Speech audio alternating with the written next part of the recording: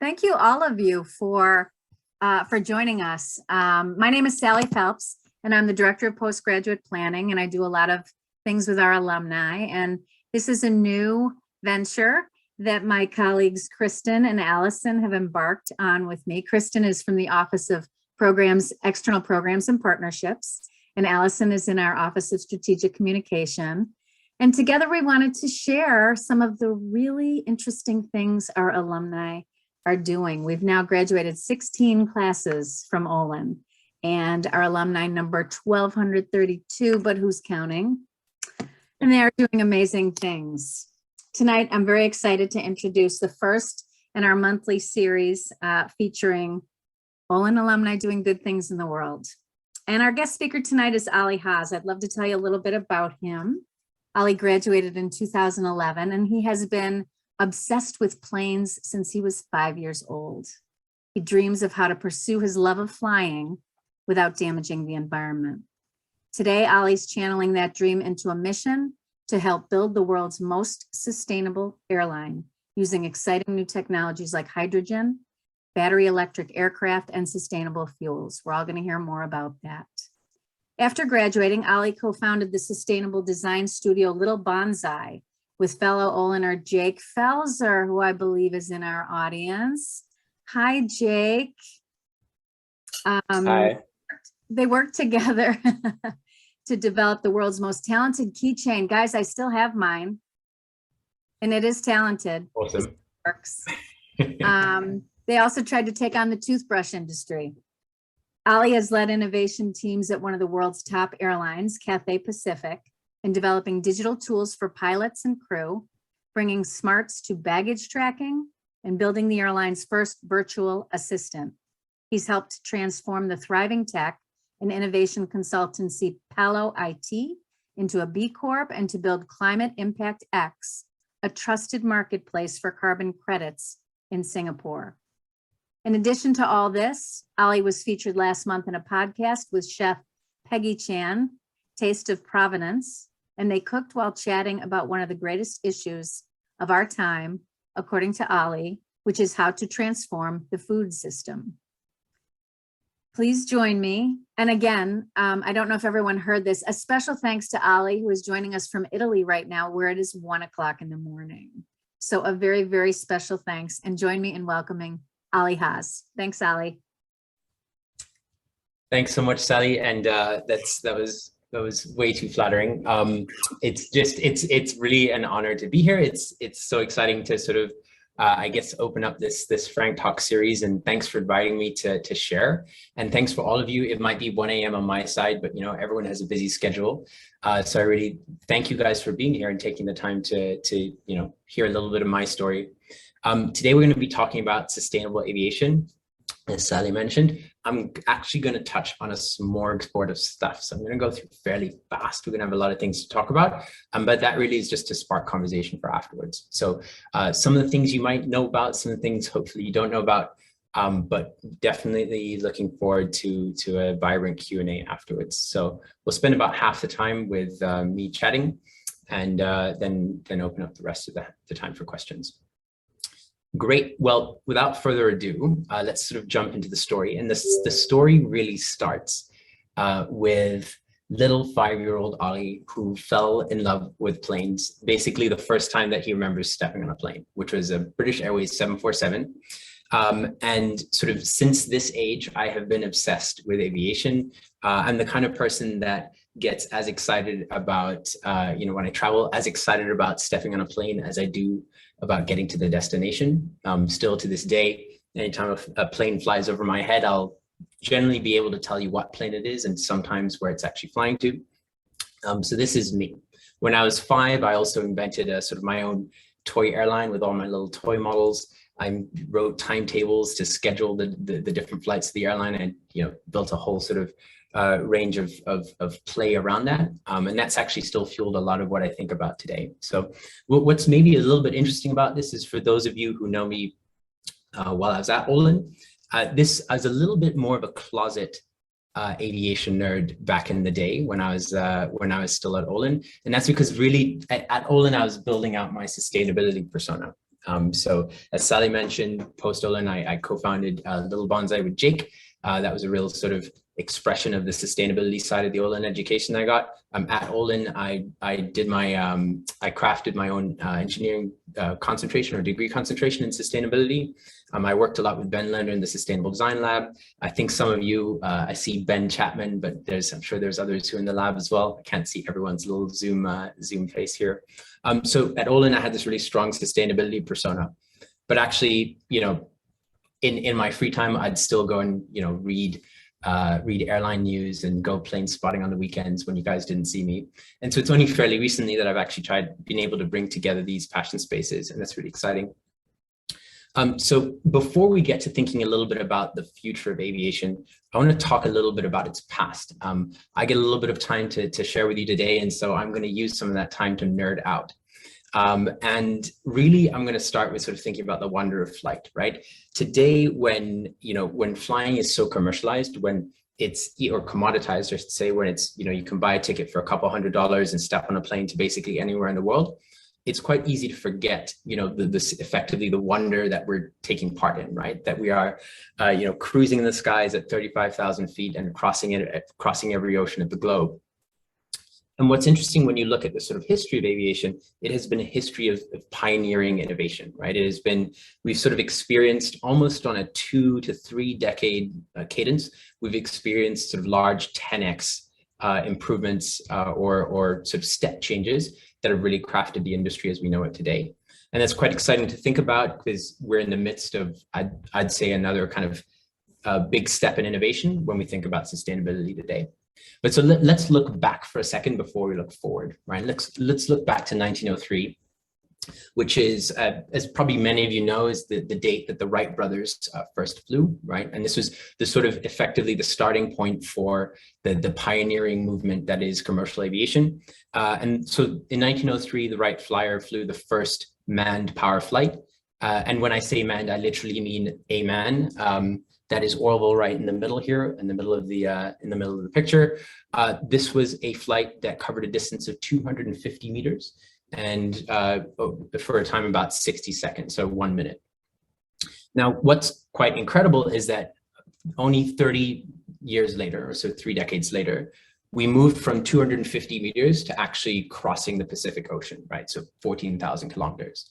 And so 1937 is when Pan Am launched their China Clipper service that connected San Francisco to Hong Kong with about 6 stops. It took 1 week, carried 12 passengers, but this was pretty amazing, right? And the way that actually Pan Am did this is they built refueling stops and little airports on uninhabited little islands in the middle of the Pacific to make this work, right? So talk about pioneering spirit there, but that was only effectively 30 years-ish after the Wright brothers flew.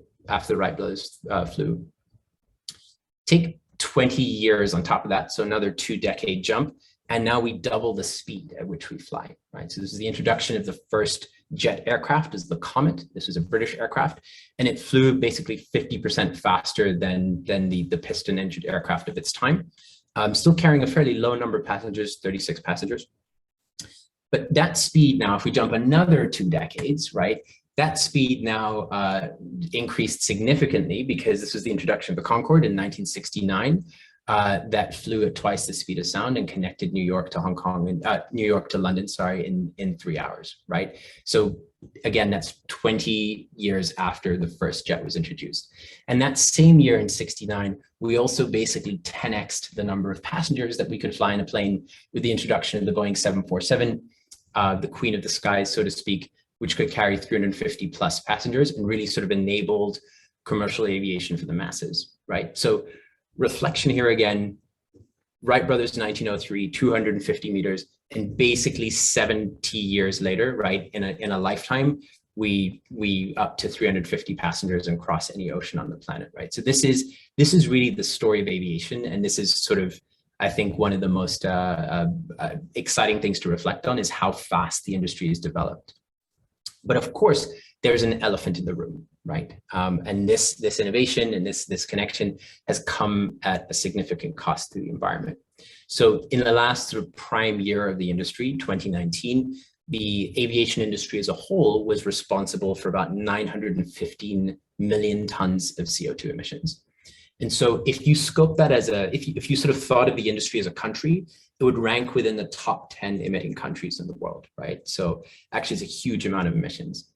I'm sure you guys are all well aware of the environmental emissions or the environmental issue of flying, but I still do want to take a few moments just to throw a few lenses onto this problem that help to contextualize it even a bit further. So one lens is actually looking at aviation emissions in the context of essentially all other types of, or all other industry emissions. This data is from 2016. It's a little bit outdated, but the general picture still holds true today. So this is a graphic that shows basically the emissions by sector globally. And you'll see aviation's here in the bottom corner is responsible in this graph for about 2%. Today, it's about 2.5% of all human generated emissions, right? So it's interesting because flying feels like it's a very sort of tangible, it's a very visual emitter, right? You go to an airport, it smells like jet fuel. You get into a plane, there's a big engine that fuels up and, you know, shoots gases out the back. And you think about it as a high emitting experience. But, you know, if you look at it in this lens, farting cows, which are sort of at the top here, are a bigger issue in absolute terms, right? Nevertheless, right, if you take a few other lenses to this problem, and if you take a little bit more of a personal lens, flying is basically the most carbon intensive form of travel you can take. Of course, in the States, there's a lot of driving, and driving has a large absolute impact in most Americans' carbon footprint. But, you know, if you are stepping on a few commercial flights a year, or you're crossing coast to coast, or maybe even going internationally, that'll already have a very significant effect on your carbon footprint. And this exposes another issue, right, which is that flying actually is quite an environmental justice issue, because, of course, those who are able to fly are generally more affluent, and those who are exposed to the challenges of climate change are generally more positioned within lower economically developed countries. And so that, you know, every time I step on a plane, then I'm sort of directly contributing to that environmental injustice. One sort of maybe slightly positive look is that if you look at the efficiency of flying, we've actually got a lot better over basically since the dawn of the jet age in the 1960s. So this data runs to 1990. It says that since 1990, we've improved, the industry as a whole, right, has improved fuel efficiency by about 80%. And that's generally done through the introduction of new generation aircraft, which have highly efficient engines or lighter materials, also done through improved operational processes. But principally, the reason that this is true, the reason this trend happens, is because for most airlines, fuel is the largest cost, right? And so any improvement in efficiency immediately has an effect on the bottom line. And that's actually quite that's a really interesting dynamic in sustainability in aviation, is that generally in most cases, anything you do to improve the sustainability profile of flying has an economic benefit as well in the current context of fuel. And so even though this trend is really positive, this efficiency trend is really positive, the challenge is that the aviation industry has outgrown this trend, right? So it grows faster than the improvement in efficiency. And so in absolute terms, aviation emissions are growing significantly still. And despite what has happened during COVID, right, there's been quite a bit of systemic change, of course, the way that we fly. This problem is going to persist and it's going to get larger. And one way you can look at that is that basically, even though in 2019 you had about 4 billion passengers step on a plane, it's estimated that only about 20% of the world's population has ever stepped foot on a plane. That's already actually, in my eyes, quite a high number. But if you look at potential for growth, for example, in places like Africa, it's a continent of 1.2 billion people, 54 countries, and currently represents only 2% of flying passengers globally, right? So the more Africa starts flying, the more you're going to see significant growth from that area, and the more we're just going to exacerbate this environmental issue, right? So I think, again, I think we sort of all aware of the environmental issue of flying, but just to give you guys a taste, right, of the size of that issue, and of course that issue is going to persist. Now, the culprit here is fossil fuels, right? We all sort of know this too. And for those of you who know me, this next statement is going to sound a little bit out of character, but I'm going to stand to it because I'm going to tell you that while they are the culprit, fossil fuels are also incredible. They're amazing. And the primary reason that fossil fuels are amazing is because of energy density, right? So let's look at an example here. This is very napkin math, so don't hold me fully to these numbers, but I'll give you the general idea here. Let's take an A320 sized aircraft. It's generally the aircraft that JetBlue flies. You can sort of think about that. It's about a 180 seater aircraft. And let's look at what it would take to power that aircraft for a 2-hour flight. Boston, Atlanta, for example, right? In terms of jet fuel, today you would require about 5 tons of fuel to power that flight. Now, if you were to look at batteries, which are often sort of, there's a lot of discussion these days around electric flight, to power the equivalent flight with batteries, this equation is a bit complicated, but you basically would need something in the order of 200,000 tons of batteries to power this flight. This gets really complicated because, of course, the more weight you add to the plane, the more power you need to power it, and it's this sort of cycle of death in terms of figuring out that calculation. But principally speaking, I'm not speaking against batteries. We're going to talk a lot about electric flight in a second, but what I'm speaking to here really is the incredible sort of density of jet fuel. We'll look at hydrogen in a second. I'm going to jump over that for a sec. To beat a dead horse, I'm going to give you another more tangible example, right? So this is a snapshot of Emirates' flight from Dubai to Sydney yesterday. They've just recently reintroduced their A380 aircraft onto this route. So the A380 is the largest plane that flies today. It's a full double-decker plane. And so this A380, it will carry 490 passengers.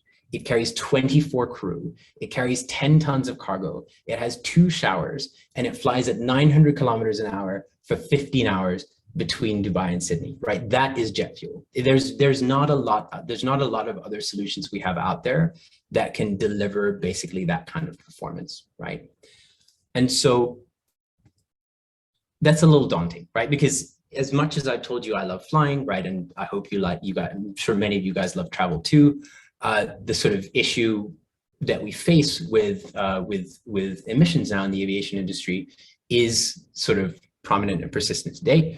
And we haven't really talked about solutions yet, but you might sort of be in a state of mind, well, what can I do, right? What else could I do to reduce the impact of my flying?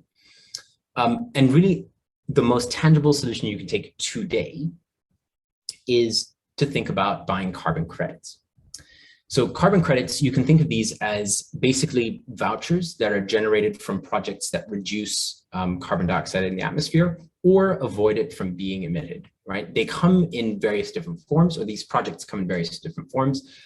Some examples, some categories are forestry or nature-based projects. So you can think about this as projects where you either grow trees or you protect an area of endangered forest. You can generate carbon credits from that project. Historically, you've been able to generate carbon credits from renewable energy projects.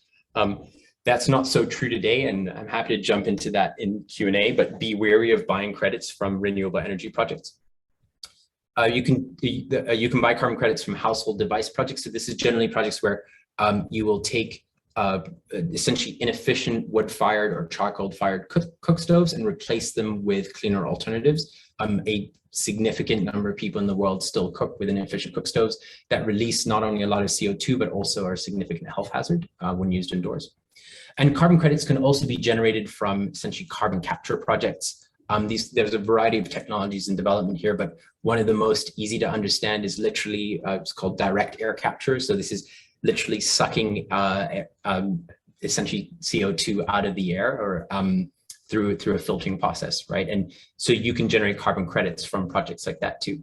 In each of these cases, the credits are generated based on, they're administered through independent standards that have auditors that go and check these projects and ensure, for example, in the case of forestry projects, that the trees are standing, and they measure and they figure out how much biomass are in the trees, and they figure out how much CO2 is captured in those trees. And based on that, they will issue a number of tons of credits that the project is absorbing, right? Now, there's a little bit of controversy around carbon credits because there's one camp that basically believes, or the sort of critical camp believes that this is basically just a way to pay for your environmental sins, right? So if I just keep flying as much as I want, but buy carbon credits, then sort of net, I might be zero. And that's not really solving the problem, of course, right? But the sort of agreement or the consensus, and this is driven largely by the corporate sector today, the consensus around responsible use of credits is that basically they should be used as a last resort, or at least as a compensation until you have a better alternative. And so in the case of flying, right, yes, your first objective should be to avoid flying when possible. And COVID has taught us that we can have meetings on Zoom, great. But, and then as a next priority, you might try to find an environmental alternative if you can. So if you have a high-speed rail alternative, always take the train, always take the train. That is the solution. But of course, if you're crossing an ocean or you don't have a train at your disposal, then yes, if flying is critical, fly, and maybe consider carbon credits as a compensation for the impact. Where to buy carbon credits? So there's a variety of different platforms that are offering them. Two that I really like on the retail front, this is basically you and I being able to go in and buying an offset for our flight, are called Compensate and Pachama. Compensate has an approach where they put together a portfolio of different carbon credit projects. They're based in Finland, and they're sort of very diligent about how they select those projects. Pachama is focused on nature-based projects, and they use satellite monitoring to essentially verify what's going on in those projects. Both of these platforms I trust and I would recommend as well. I'll also give a little plug to a group that I've worked with, as Sally mentioned, it's Climate Impact X. So on the corporate side, if you're looking for offsetting solutions, we've done some really interesting work and also put a lot of effort into making sure that carbon credits that are offered on that platform are trustworthy. So that's a little sort of overview of carbon credits there. Now, you might still be a little bit in this state of mind, right? Because as we've sort of discussed, carbon credits are a short-term solution to compensate for your impact of travel, but they aren't really solving the root issue, right? And this state of mind, this is where I got to a few years ago, because as I was sort of passionately looking into this space, I decided that even though I buy carbon credits for every flight I step on, I was like, wait a second, what is the solution here? And it struck me that you can't really, again, you and I, we don't really have a way to go out and buy a ticket for a more environmentally responsible option, right? And so I started thinking about this a little bit more. I started obsessing about this a little bit more. And I found myself basically coming to the conclusion that I think any Olin student would come to the conclusion of, which is, well, if I can't find that solution today, how about I look into building it, right? So what would it take to build an airline that is committed to sustainability and that I could buy a ticket from without feeling guilty? And so that is basically what I did. I decided that I was going to figure out how to start the world's most sustainable airline. And I call this airline Tomorrow. So Tomorrow is a vision for the airline of the future that delivers the most authentic and inspiring sustainable flying experience. It is a body of work that I've been pursuing now for a number of years, and this for, I'd say a few years, sorry, number of years, 2 years, I'd say. There's a whole range of interesting stuff that I've been working on and interesting people that I've connected with. But this involves building crazy financial models to show how an airline can work, a sustainability-focused airline can work based on new technologies emerging. There's a whole range of stuff that I've been working on the experiential side as well. And in terms of the journey that this has led me to is I've been able to connect with airline entrepreneurs, investors looking in the space, interesting new startups that are building new aviation technology, and even crossing paths with the Prince of Sweden, who it turns out is really into electric planes. So what I'm doing with Tomorrow is basically painting a vision of the future I want to see and using that to connect with the people that are going to make it happen or to convene those people. And so that's the sort of fabric of the journey. I'm going to give you a little bit of a sense of what this looks like under the hood, though I'm going to have to keep it a little bit high level for this forum, of course. The three main questions you generally get asked when you tell someone at a cocktail party that you're thinking about starting an airline is, well, oh, okay, cool. That's crazy. Well, if you say it's sustainability focused, what plane are you going to fly? What is the enabling technology that is actually going to allow me to fly in a more sustainable way? You'll be asked, where are you going to fly, right? And who are you going to fly usually? And then you'll be asked some permutation of, well, what's your business model, or how are you going to make this happen, or where are you going to get started? And so we're just going to touch on these questions high level. In terms of what plane to fly or what technology to bet on, the most exciting thing about 2022 in my eyes is that we actually have a suite of solutions that are going to enable the step change in sustainability in aviation. So I touched this a little bit before when we were talking about the history of aviation, right?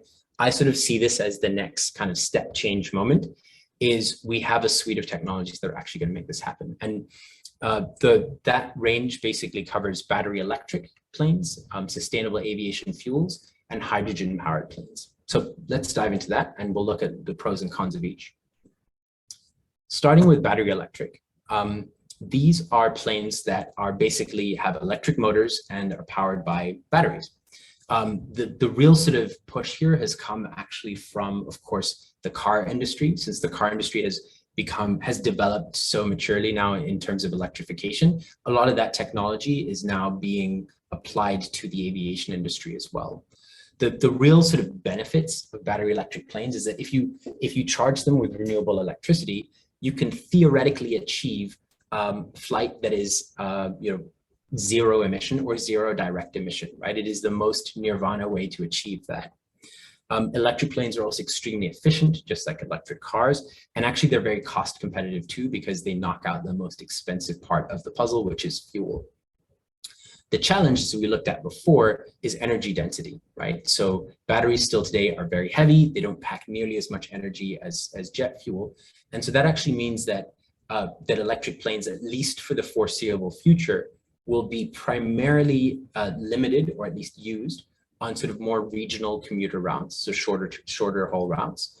Or increasingly also, there's a whole range of activity happening. You see this in the top left here, in terms of the sort of air taxi, or what's called the eVTOL space, so vertical takeoff and landing space. These are sort of a whole range of new startups that are building a variety of solutions around air taxiing. The top example is Joby Aviation. And what you see in the bottom here, by the way, is a taxi test of the first fully electric, basically commuter-sized aircraft that carries about 9 passengers. It's about to take its first flight in the next few weeks. So exciting things happening here, but again, battery electric is going to be primarily limited to shorter haul flights, or lower capacity flights. Sustainable aviation fuels are the other sort of another big technology that is being actively developed at the moment. And so sustainable fuels are fuels that have similar properties to existing or to sort of traditional jet fuel. It's just that they are made from sustainable feedstocks. And so these can be generated through a variety of different processes and a variety of different materials.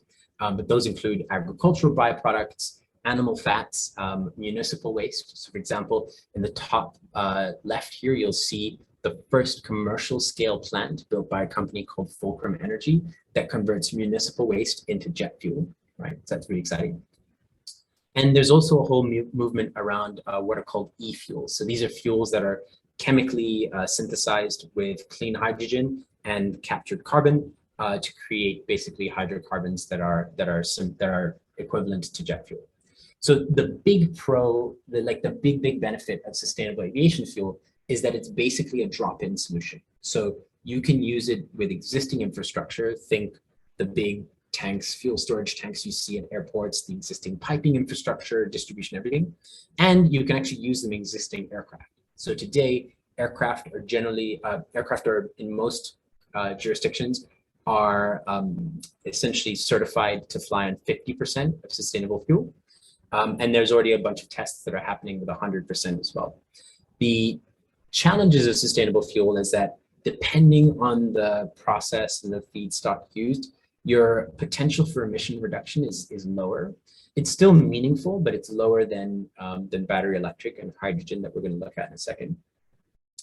And also there's significant investment required into scaling the production of these fuels. So today, they're about 4 to 5 times the cost of regular jet fuel. And even though there's a lot of airlines that are starting to fly with a small blend of sustainable fuels, you'll see this sometimes in some marketing. We've only, the global production of sustainable fuels is south even, I think, of 1% of the industry's fuel consumption, right? So there's a huge potential for investment and growth that's required here. Sustainable fuels are also viable for use on long haul flights because they generally have the same energy density as traditional fuel. The third sort of enabling technology that personally I'm very excited about is hydrogen. So hydrogen fits kind of between the benefits of batteries and of sustainable fuels. So there's two ways you can use hydrogen in aircraft. You can basically combust it directly, and that just generates water, which is exciting. Or you can use it in a fuel cell and power an electric motor. And depending on the solution set used, you can achieve up to technically also a 90% reduction in emissions during flight, but more generally around 75%. And the really exciting thing about hydrogen is it's feasible for medium haul flights. So that is the most flown flight type in the world is basically your 80% of flights fall between sort of 1 to 3 hours and are flown on a 150 to 200 person jet. And hydrogen can tackle that problem, right? So it can tackle this sort of largest chunk of aviation emissions. The real challenges, they're quite similar to sustainable fuels, is the production at scale of clean hydrogen has a long ways to go and significant investment required. And technically, right now, hydrogen is also equivalently about 4x the cost of jet fuel. And there's a trajectory to bring down that price, but for the foreseeable future, it will likely also be slightly more expensive than jet fuel. And so that's a challenge to work through. But technically speaking, in a lot of jurisdictions that are now going to be introducing some form of carbon tax, there's a potential actually for that price to come to parity. Two examples you'll see here. So in the top left is Zero Avia. So Zero Avia has built basically the first, has successfully flown the first test flight powered on hydrogen fuel cells out of the UK.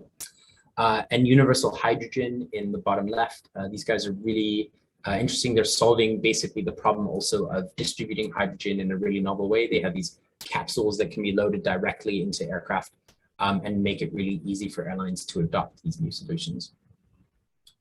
So that's on the technology front. If we talk a little bit about where to fly, and so this I'll just touch on very briefly, but essentially the jurisdictions that I'm looking at, or the spaces that I'm having a lot of conversations in or connecting with, are basically countries or areas where there are dense routes that are not well served by high-speed rail. Again, flying should never compete with high-speed rail. That have healthy volumes of business traffic, because the lead customer for this kind of solutions likely going to be a corporate customer. There's already actually a lot of indication of leading corporates who are investing more to basically to enable their business travel in a more sustainable way. And I can explain that in a second. And of course, an ecosystem that is supportive to the environmental priorities of sustainable aviation. So governments, corporations, and consumers that are primed to the solution space. And basically, this set of economies that you end up with, or markets that you end up in, is fairly obvious. But this is kind of the span of where I've been connecting with folks, and where I've been sort of building out the propositions for tomorrow. Great. So business model.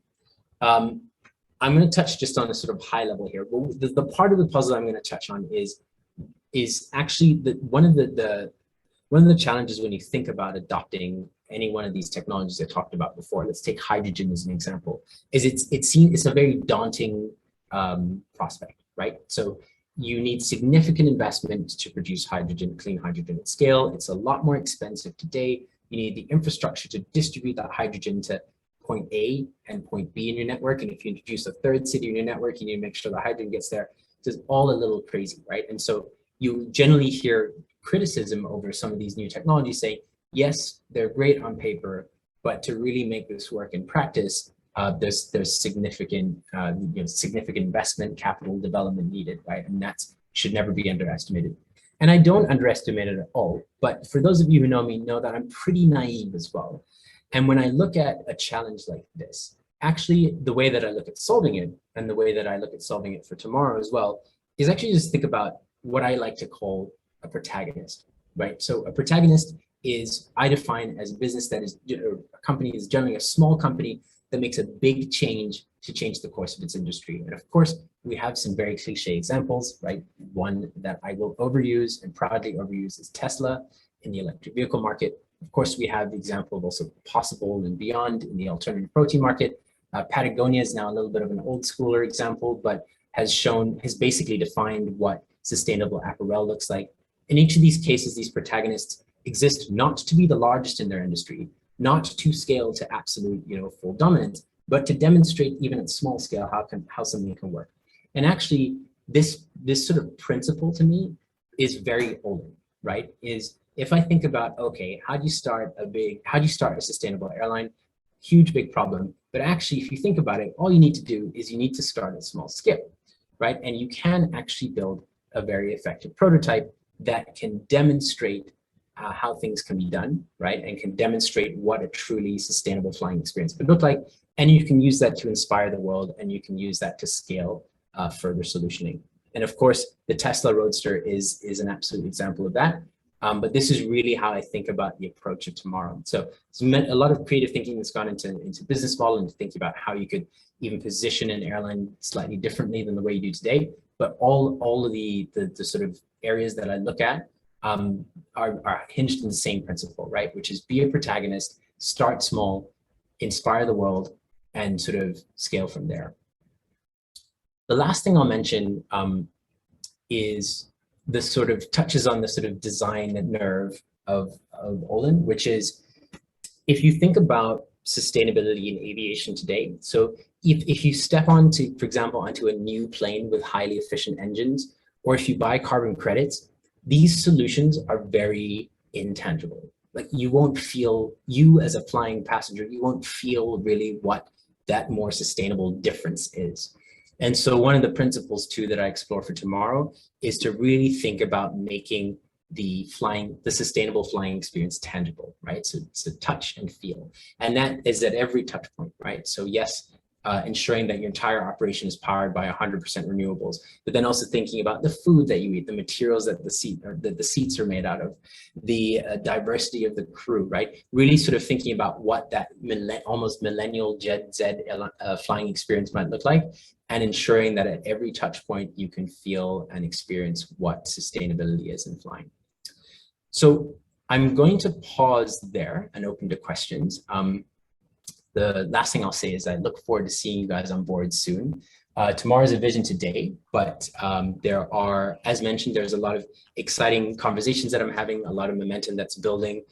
Some of that is still slightly under wraps, but I will certainly keep you guys updated with how this develops. And even if this is a little bit of a longer game, I will promise you that I'll figure out some way to get an Olin discount for tomorrow tickets or equivalent tomorrow tickets in the future. So I thank you for that.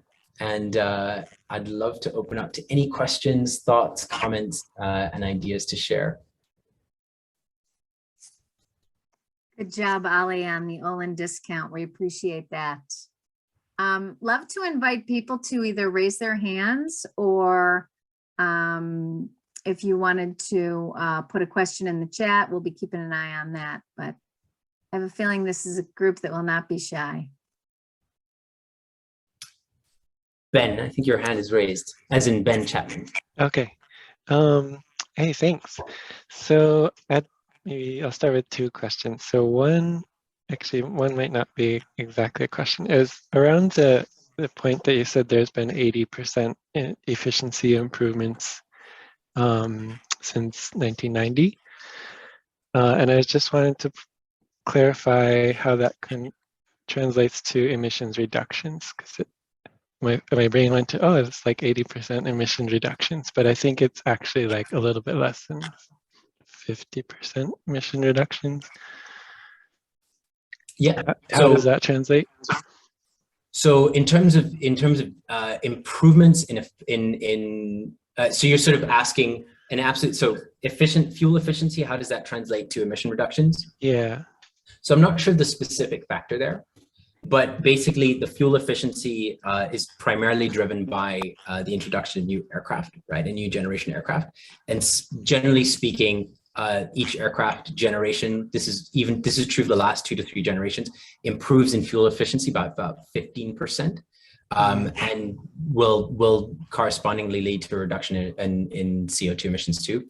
I don't know the specific factor there, but Well, I I think it comes out to like, if I can go twice as far on the same amount of fuel, that's 100% improvement in efficiency. But I still have, so I've cut my reductions in half.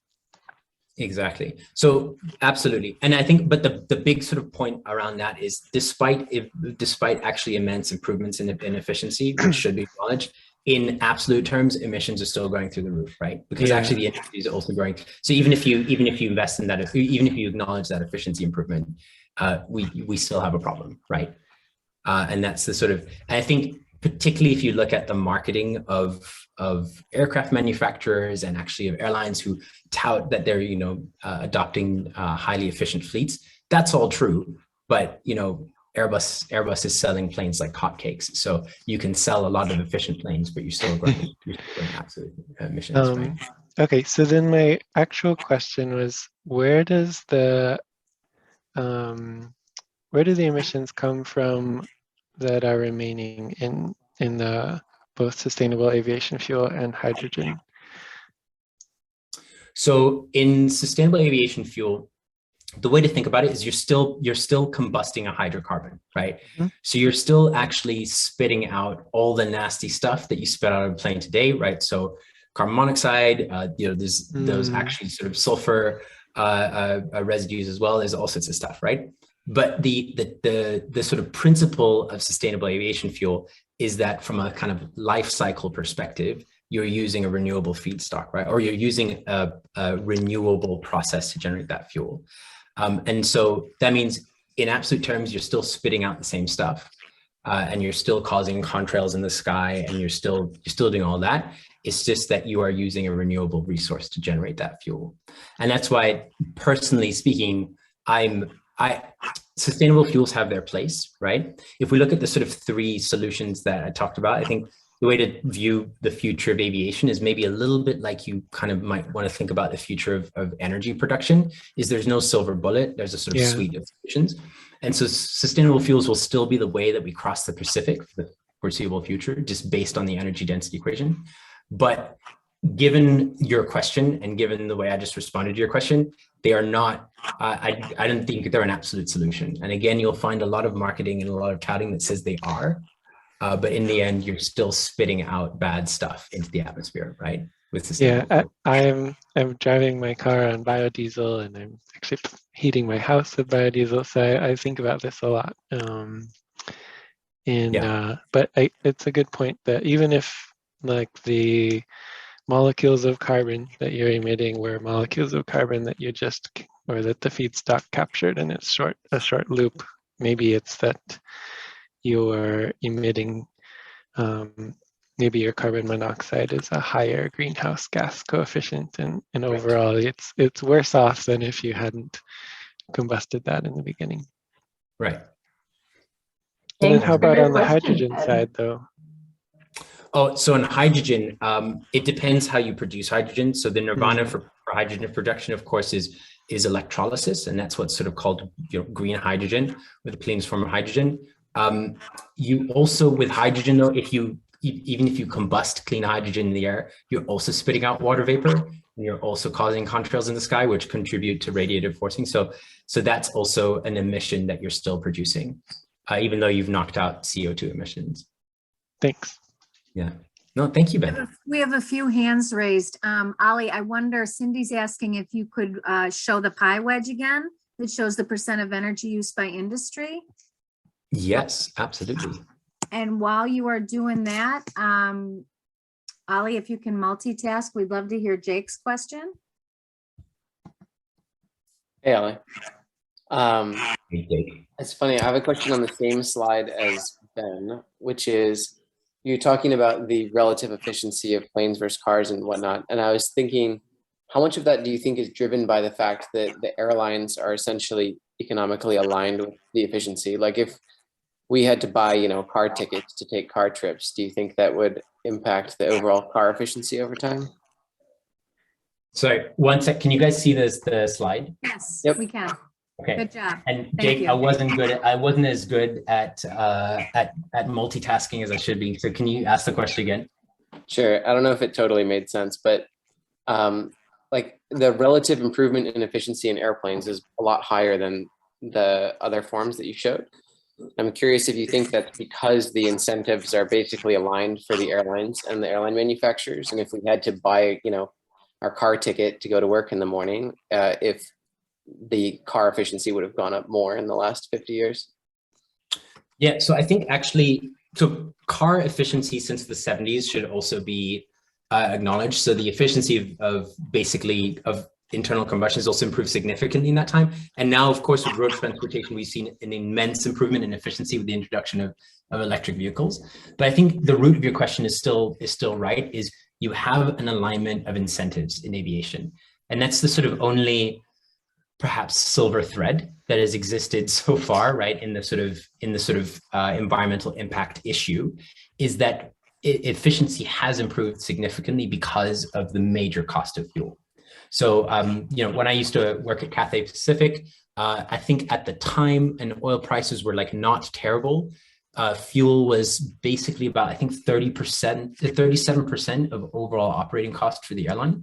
And so depending on the cost of fuel, it's like somewhere between 30 and 45%, right? It's huge. And there's an absolute incentive to drive that efficiency to basically improve the bottom line. Because as another thing to state, I'm sure many of you know this, but airlines operate on super razor thin margins. So they don't make a lot of money.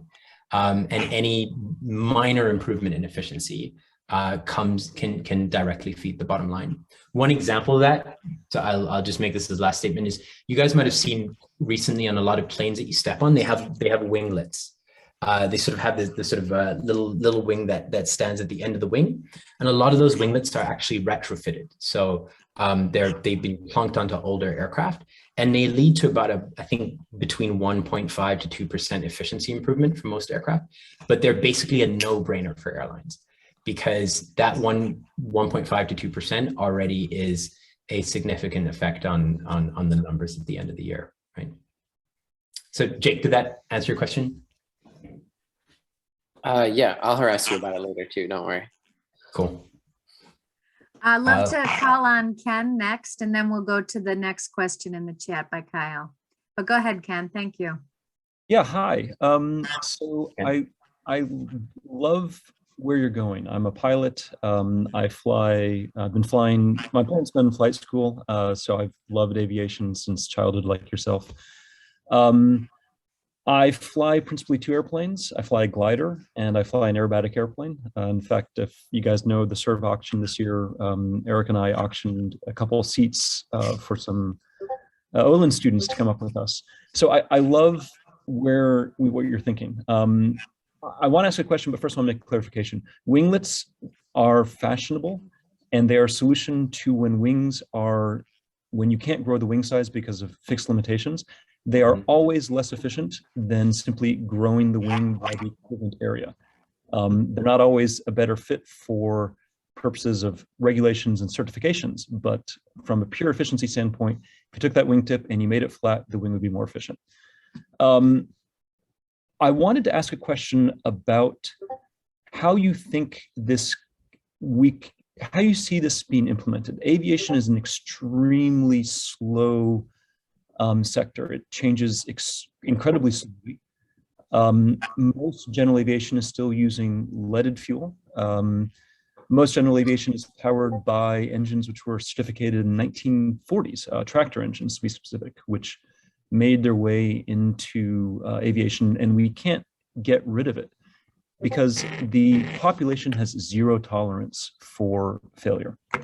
The way that we went from airplanes in 1903, barely flying, to now when we haven't had a serious commercial accident in the United States since TWA flight where the tail ripped off in 2001 is because there was a period of intense discovery when people were willing to basically die for it. If you read Roald Dahl's works on his flights, or Antoine Saint-Exupéry, the author of The Little Prince, about what they did in the 1920s to 1940s, it was insane. And I don't see how we go from a world where we have 0 major accidents in 15 years to a world where we are doing a new type of combustion or new type of propulsion, which will lead to inevitable tiny mistakes, a little 2-cent part fails, and the entire plane crashes as a result.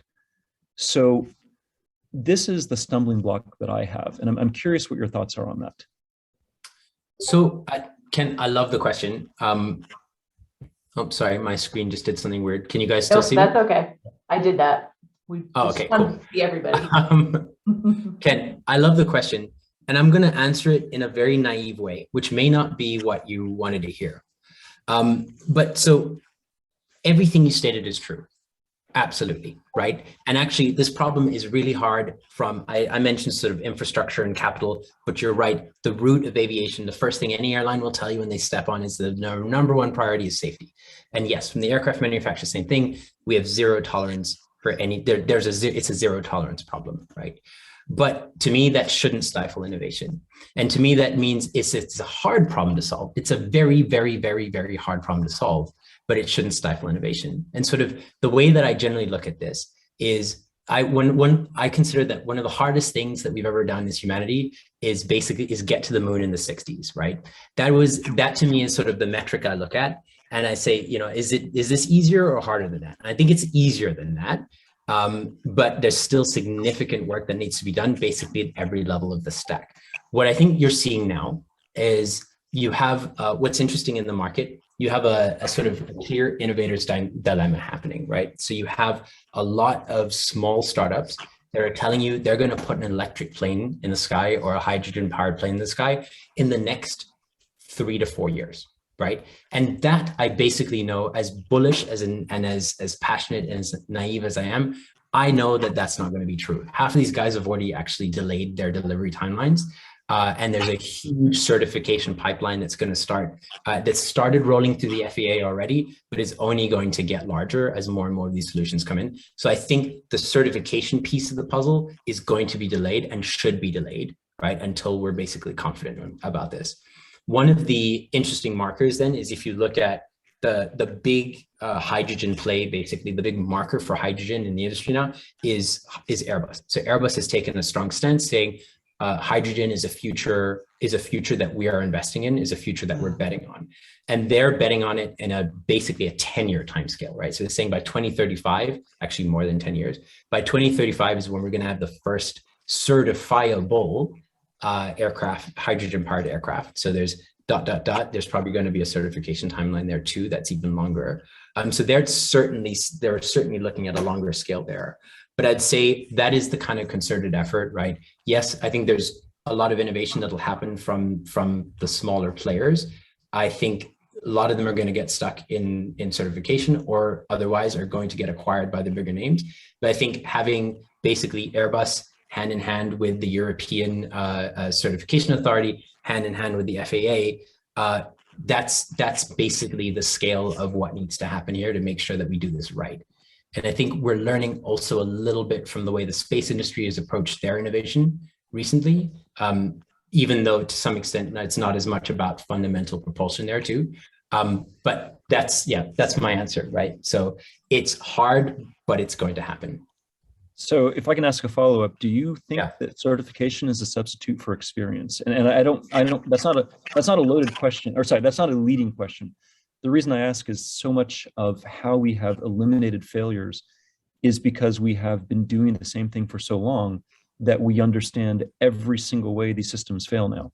When we talk about injecting a wholly new propulsion source, we have to learn all these lessons over again.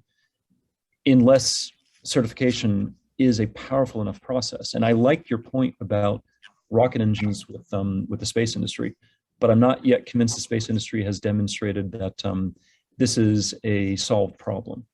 And in order for us to transition to tomorrow airline, it needs to be a solved problem before the first passenger carrying flight really enters service. Yeah, no, so I won't say that certification is a substitute for experience, right? And I think more about the process there than the actual sort of rubber stamp, but I understand where your question is coming from. I think one of the interesting things when you look at space, and you said this already, Ken, right? Is like there has been historically to get aviation to where it is today, right? There has been a process of trying and failing. And unfortunately, a lot of that has resulted in the loss of human lives as well. But what's interesting when you look at the space industry today, actually, we're watching failures on a much higher rate than we ever used to before, right? So we're watching rockets blow up. We're watching rockets not making it to orbit. We're watching essentially pieces of the puzzle that haven't quite made it. And these end up sort of in the public news, right? And so there's a growing acceptance to some extent around the fact that that industry is prototyping now to try and figure out itself. I think there's zero tolerance in the news if you say, hey, there's some new electric powered aircraft that fell out of the sky in testing, right? Even unmanned testing, for instance, there's a much higher sensitivity there because of course it touches more human lives, right? There's a commercialization factor there that needs to happen. And I think that's really the hard part of the process. But I won't say that certification is a substitute for experience, but I do think the certification process and the fine tooth and comb basically approach that we need to take to really understanding how these technologies can safely commercialize is what I think the primary backbone is going to be that drives this to market, basically, right? Because I agree with you, it's going to be less about the sort of frontier individual pilot that tries to fly 10 different electric aircraft and fails twice, right? That's or fails once by definition, but that's not what we're going to accept, I think, in this state of the world. Yeah. Can I jump in for a sec, Ollie? We still have lots of questions. Ollie has generously agreed to stay up all night and do this with us, which is great.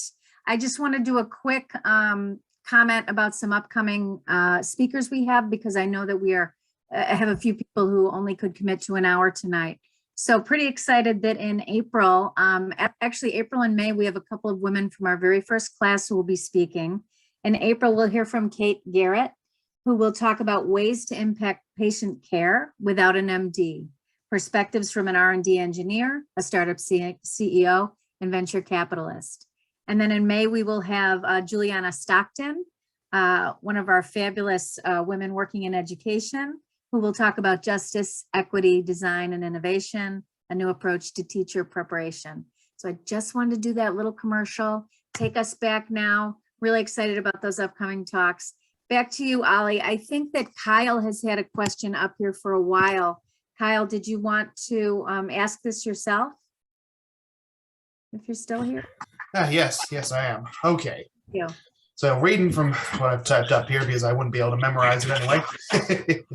Thanks, Kyle. So when you talked about your second technology, biofuel, an idea or a factor of sorts struck me square in that. I was thinking about all of the recycling, quote unquote, that we produce now. Obviously, it's not all being recycled, being piled up in landfills. Mind the dog, sorry. Anyway, landfills, yada, yada. And obviously, with biofuel, we can convert that excess into usable fuel to help mitigate this environmental impact. I'm wondering just how does that play in? I imagine it's a negligible factor, and I'm obviously an ignorant high school graduate here, talking way out of my depth. Not at all. Not at all.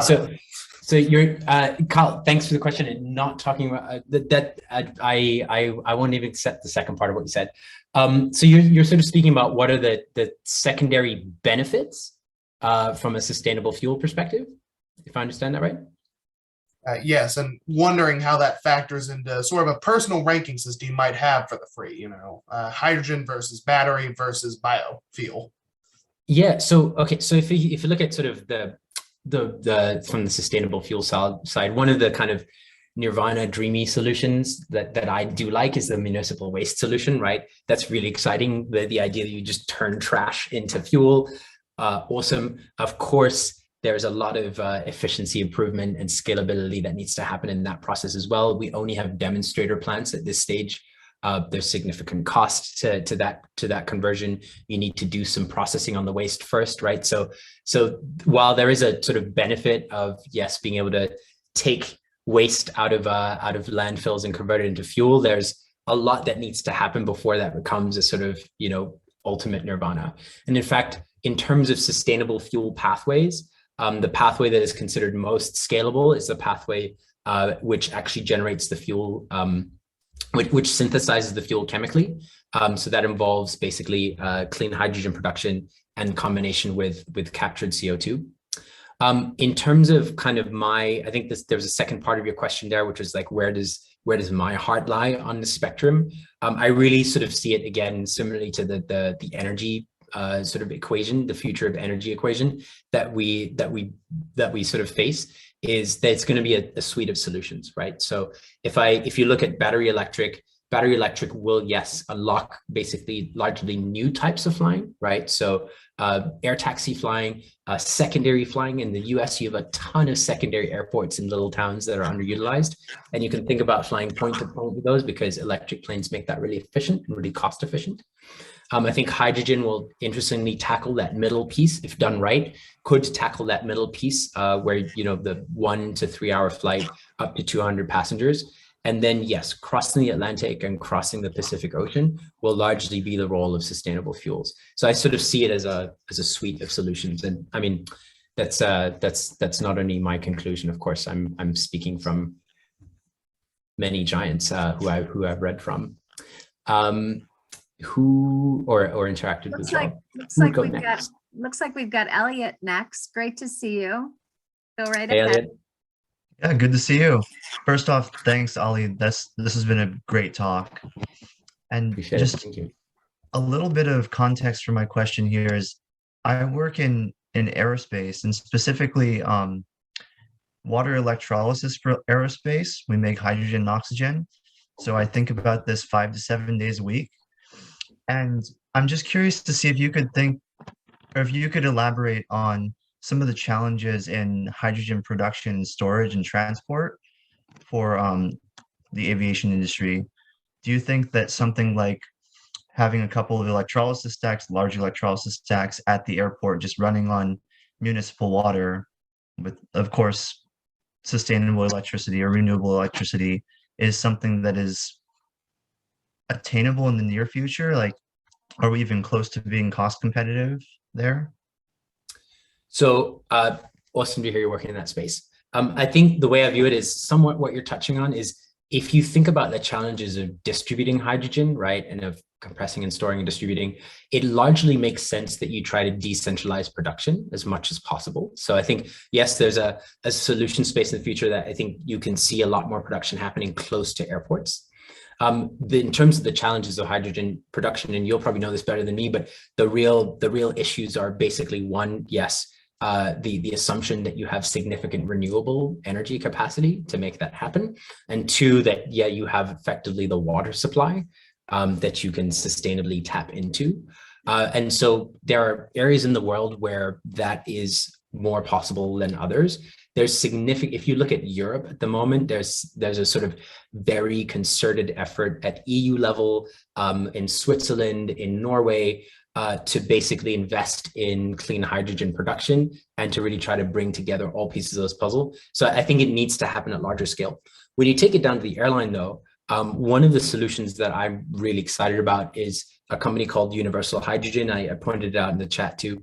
But the way that they're solving this problem is basically, they're really, for the airline, for the end customer, the airline, they're solving the distribution and modularization problem. So basically their solution says, it's the kind of Nespresso capsule for hydrogen, right? So they will figure out sourcing clean hydrogen, they'll pump it into a capsule, they'll help retrofit the aircraft, and then the airline just basically takes the capsule, plugs it into the aircraft, and takes that capsule out when done.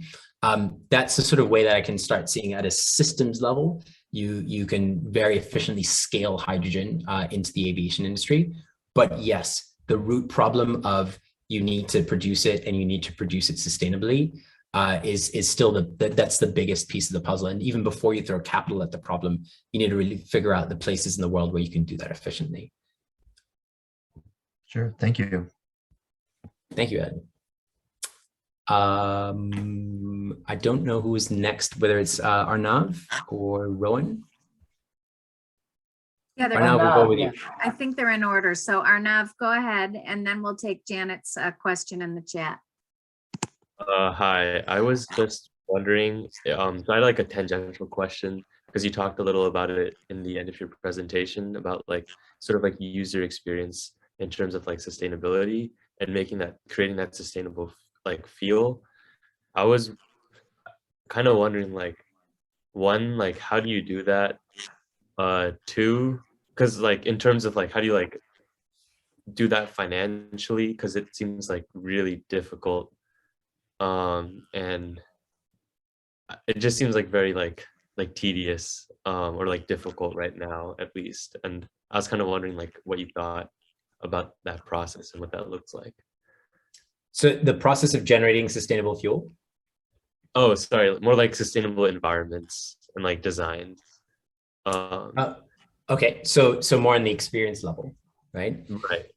I think so yes, like when it's funny when I speak to airlines about this vision, everyone's like, oh yeah, super cool, but like all that's going to cost so much money, and like we operate on razor thin margins, and passengers don't like paying for a lot for flying.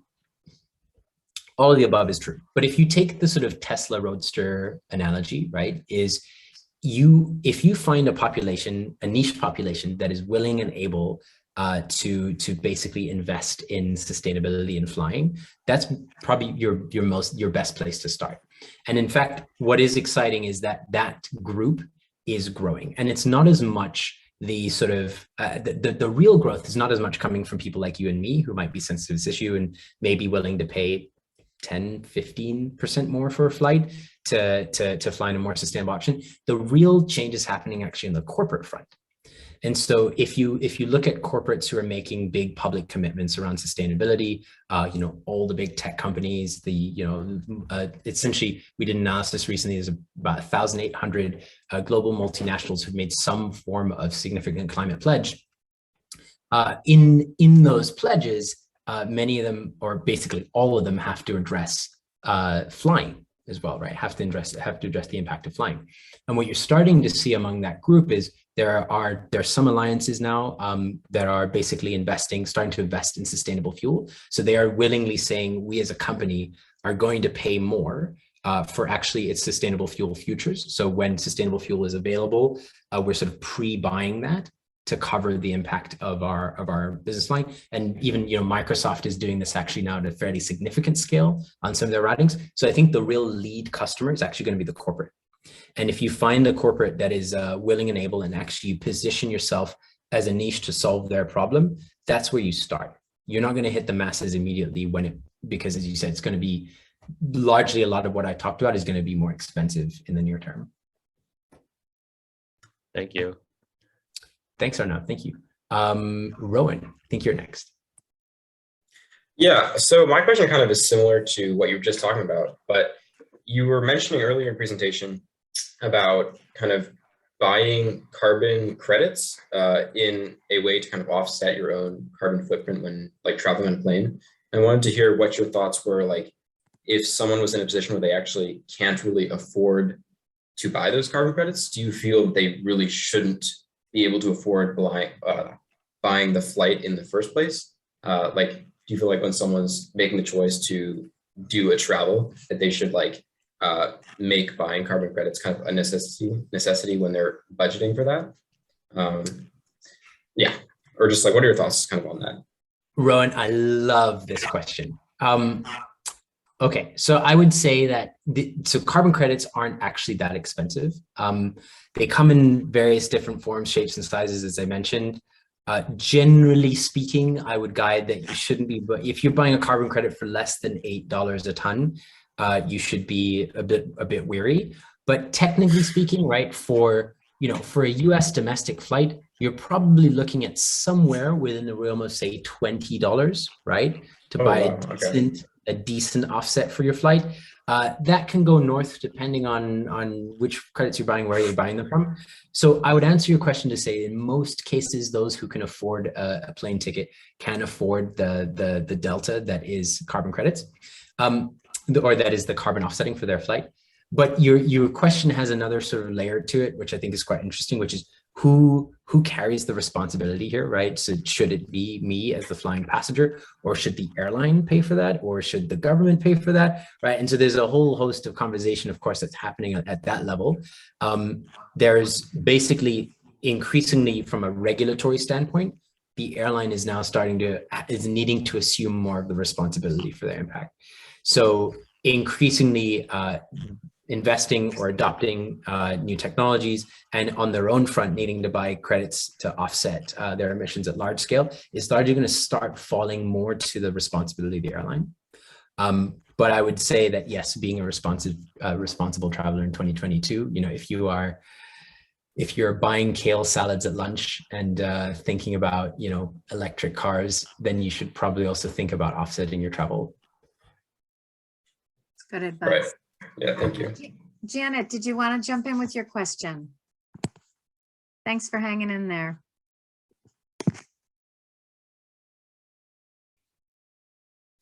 Janet, are you still here? Janet was asking, can you talk about batteries density improvement needed to bring electric planes to travel further distances? Joby planes only travel about 150 miles. Yes. Hey, Janet, I think you've come off mute. I did. I follow Joby and I'm an investor in Joby. And I think it's the battery density or the improvements that they need in batteries to increase their distance. I know they have to establish routes and they have to set up some form of travel plans and get consumers using it. But do you see batteries improving?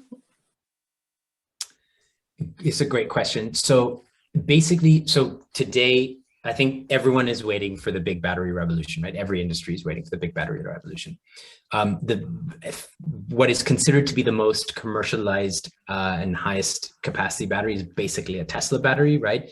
And there's already commitments or stated commitments that energy density is going to improve quite a bit soon. But the problem with batteries in sort of distance aviation or high capacity aviation is it's more of an order of magnitude issue, right? So there's sort of the best estimates today state that battery energy density may improve by a factor of 2 or 3, right, from our current batteries, but you still face the order of magnitude issue of you're not going to move 200 people over 1,000 kilometers with that density. You're not going to cross an ocean with that density.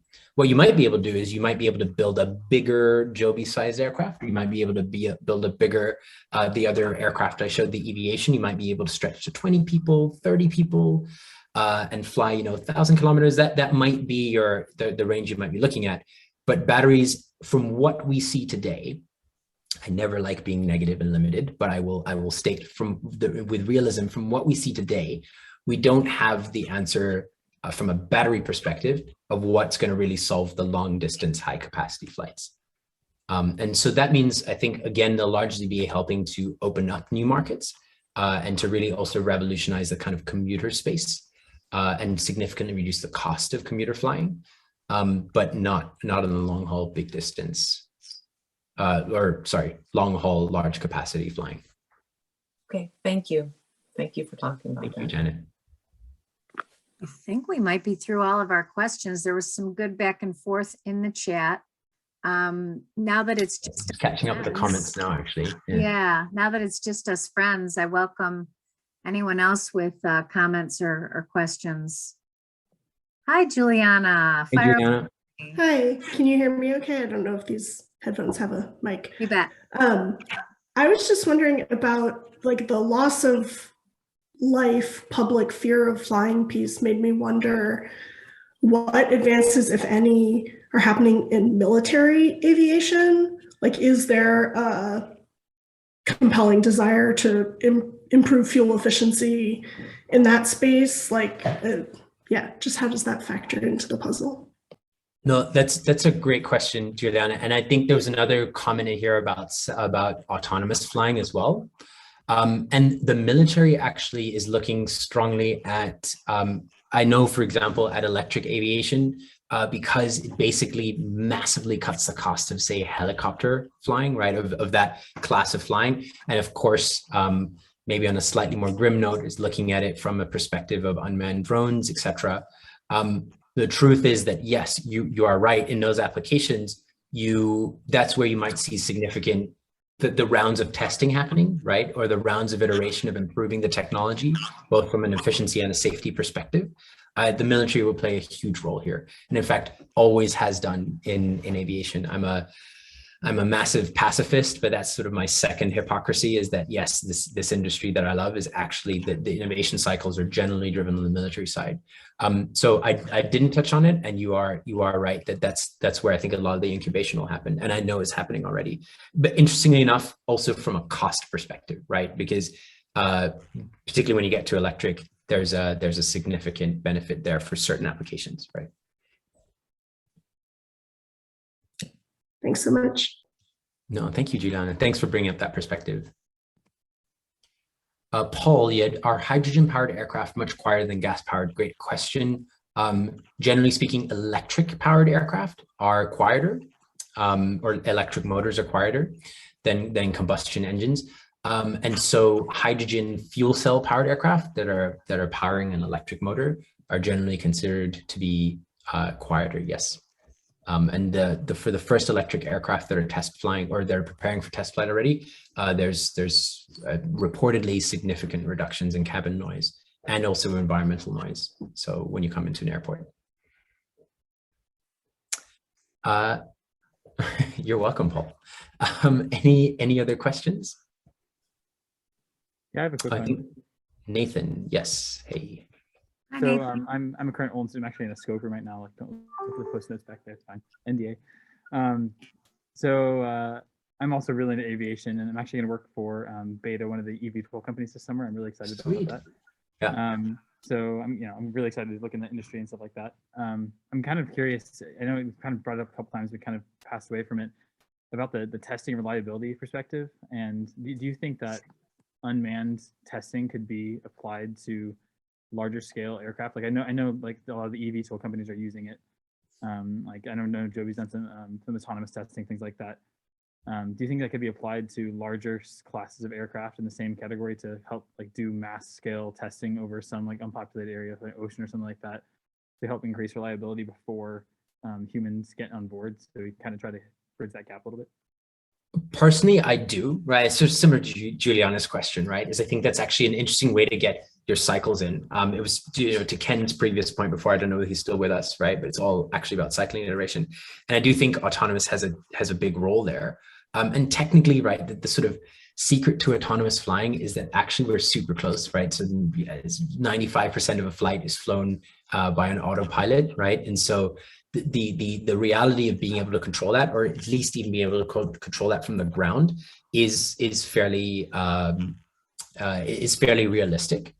I have to admit, I'm not too sure about the FAA's approach at this point to certifying manned aircraft or sort of human controlled aircraft by first starting with autonomous cycles. But it would make sense to me that helps you get in some of that iteration. One thing that this is part of any design cycle for any aircraft, but there's quite a few interesting videos you can find, and maybe you could share also a little bit from your experience. There's a lot of smaller scale model flying happening now. So Heart Aviation, a couple other of the startups, they're sort of at the stage where they're testing sort of scale models. And yes, they're doing that, of course, with a remote control sense. But yeah, that's just a little side note on early cycles of iteration there. Looks like Ken has another question. Go for it. Hey, Ken. I have so many questions. You are still here. Great. I did a PhD in sustainable energy, so this is absolutely fascinating to me. And I do a lot of stuff with autonomous flight, so I get those points. I hope to hop into the seat of my newly electrified, well, I'm electrifying my airplane, and I hope it doesn't kill me this summer when I fly it for the first time. The question I've got, the question I've got right now is how quickly with current numbers, how quickly does the shift to sustainable flight have to occur? Pardon the pun, but do we have enough runway? I like a good pun. It needs to happen fast. So the sort of from a carbon budget perspective, the way that this is the way this is largely being managed is with the perspective is with scaling offsets in the near term, or in the very, very near term. And then sustainable fuels is considered the next big investment cycle because airlines can kind of drop that in quickly. And so increasing blend of sustainable fuel is the sort of bigger arc that's going to happen, what you'll start seeing in more and more commercial aviation.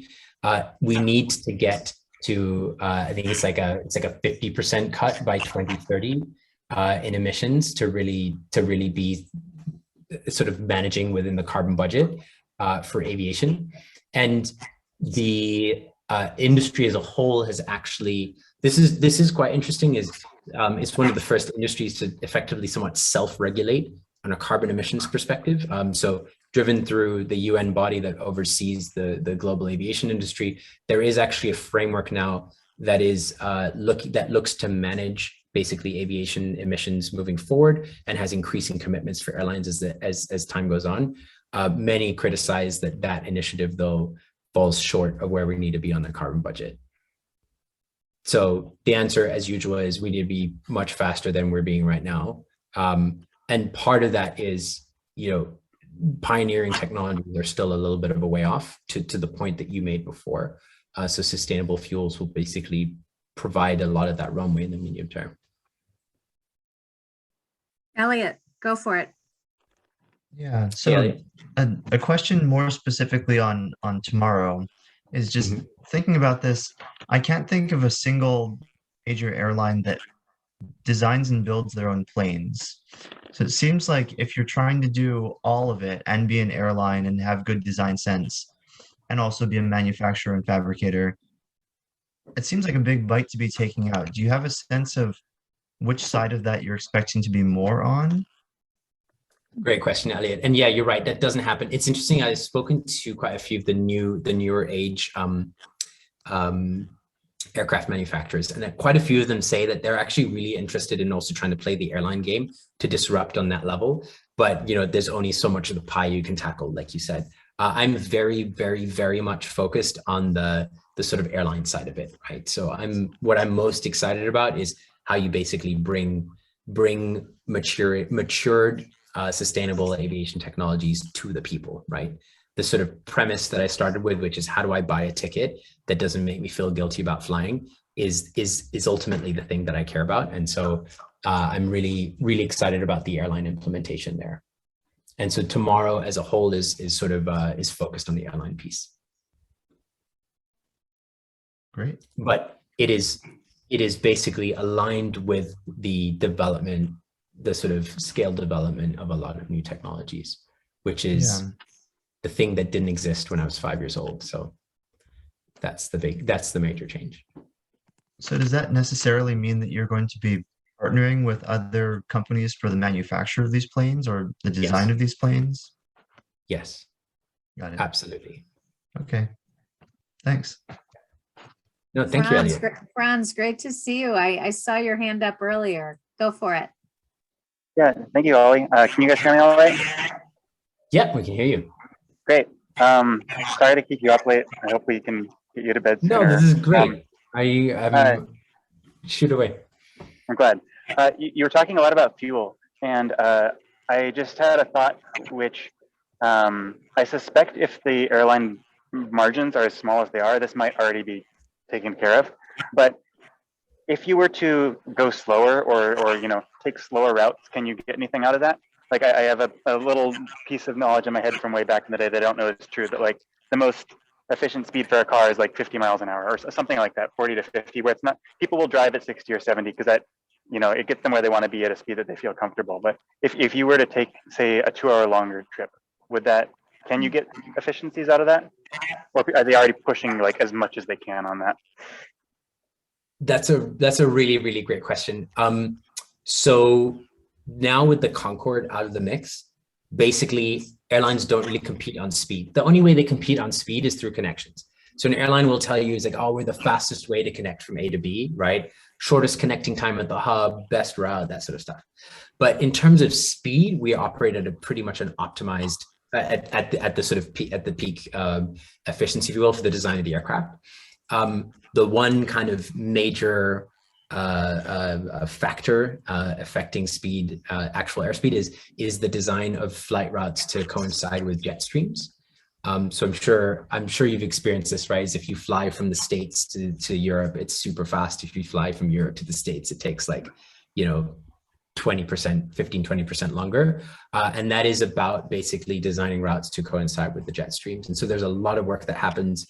One of the coolest departments that I sort of tapped into when I was at Cathay is the department that does that flight planning. And so they take into account a bunch of weather data.